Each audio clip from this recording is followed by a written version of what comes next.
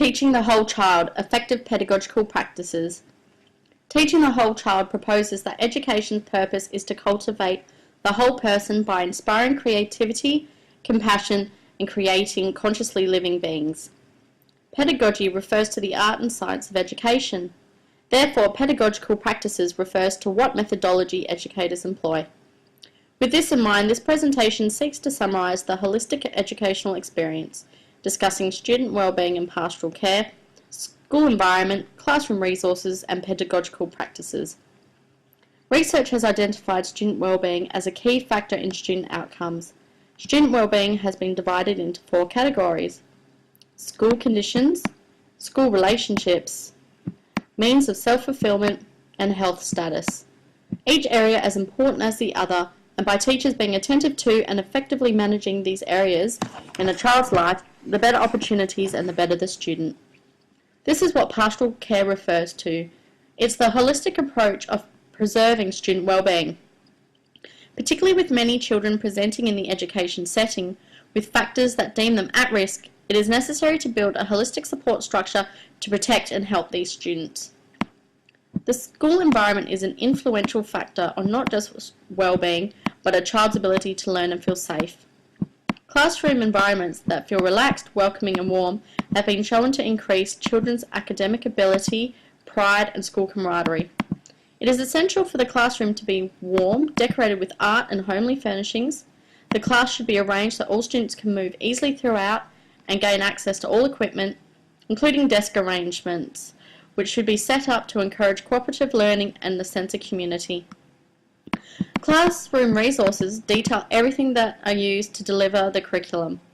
Consumables like pencils and paper, durables like textbooks and computers, people like teachers and support staff, physical places like the library or nurse's office, and environmental resources like furniture and lighting. Each resource is as important as the other in the building blocks of education. Aspects of behaviourism are based on reflexive emotional responses, where students create associations which influence the schooling experience. For example, a student who is greeted warmly each day by their teacher would have a positive association with their teacher and school.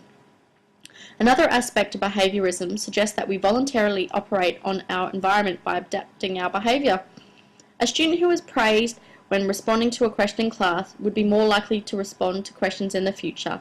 This is called positive reinforcement. Cognitivism describes learning as a mode of information processing. Learning is achieved when people obtain, interpret, and organise new and prior knowledge. Teachers can also help students achieve the most from their learning by promoting aspects of their cognitive processing. For example, it is essential to have your students' attention. You can check on your students' attention levels at any time by calling upon them to see if they can reiterate the lesson at hand. Constructivism is the natural progression from cognitivism, as it describes the learner as being in charge of how the information develops into knowledge. Psychological constructivism focuses on how individuals construct elements of their cognitive system. Learners construct information networks, often referred to as schemas. For example, a student may recall information on the alphabet by grouping the information together. Lucy remembers the alphabet because she remembers the ABC song. Social constructivism refers to the acquisition of knowledge as a product of being part of a shared world.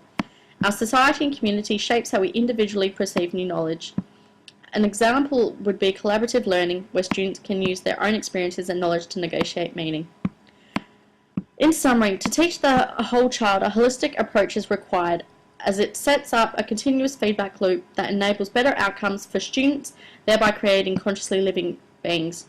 This encompasses student wellbeing and pastoral care, which enables teachers to effectively attend to children's needs, the school environment and resources, which feeds back into students' wellbeing and academic outcomes, and finally, effective pedagogical practices vary in styles and are as diverse as the student body itself.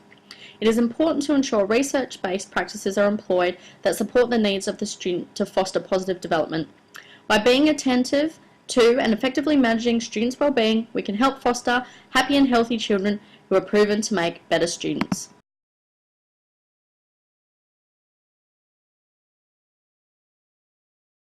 Created using Powtoon.